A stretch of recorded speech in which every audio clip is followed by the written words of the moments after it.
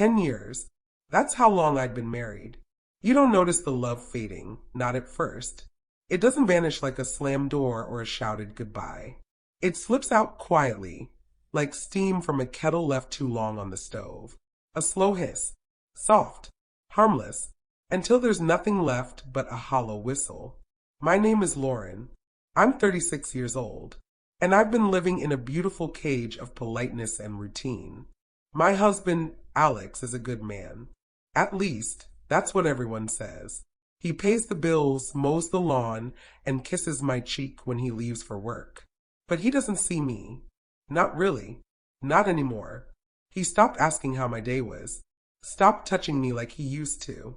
Now, we exist in the same house like ghosts with matching rings. I tried. God knows I tried. I wore the red dress he once loved. I cooked his favorite meals. I laughed too hard at his stories, even when they weren't funny anymore. But the silence between us grew heavier, denser, like fog settling over everything. And then, Ethan moved in. Alex's younger brother, 29, free-spirited, reckless. He was only supposed to stay for a few weeks, couch surfing while he figured things out. He brought noise with him, music that vibrated the floorboards, laughter that echoed through the hallways, and a messiness I hadn't seen in years. But with all that chaos came warmth. He noticed things, how I changed my hair, the way I hummed while washing dishes. He'd linger a little longer in the kitchen, talk to me like I was more than just Alex's wife. At first it annoyed me, then it intrigued me, then it became something I looked forward to. That night, the night everything changed, it was supposed to be normal. Ethan had a few friends over. I didn't plan to join them. I never do. I usually stay in the kitchen, clean up the bottles, pretend I'm too busy to be invited. But something in me felt restless, like a storm building behind my ribs. I wore a loose sweater and jeans. No makeup. Nothing special. But when I walked into the living room to grab empty glasses, I felt eyes on me. Not Ethan's. Not my husband's. His name was Mason. Tall. Quiet. There was something in his stare.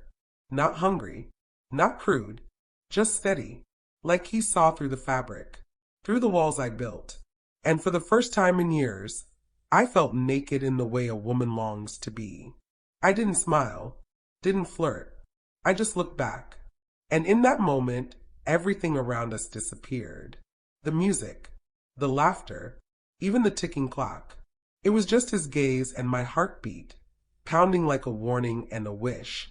Later, Alex went to bed early. As usual, Ethan and his friends stayed up, joking, drinking. I stayed in the kitchen again, pretending to clean, avoiding what I felt. Mason walked in. "Need help?" he asked. I shook my head. "I'm fine." But I wasn't. He didn't move, just leaned on the counter, watching me dry the same glass over and over again. And then he said something I'll never forget. "You look like someone who used to laugh out loud." I froze. He didn't touch me, didn't step closer. He just saw me, and that shattered something inside, because it had been so long since anyone really looked. We talked, just 10 minutes, maybe less. I don't even remember the words, just the feeling of being visible, of being wanted without a single touch. When he left, I felt dizzy, like I had stepped too close to the edge of something I couldn't name. That night, I lay beside my husband and stared at the ceiling.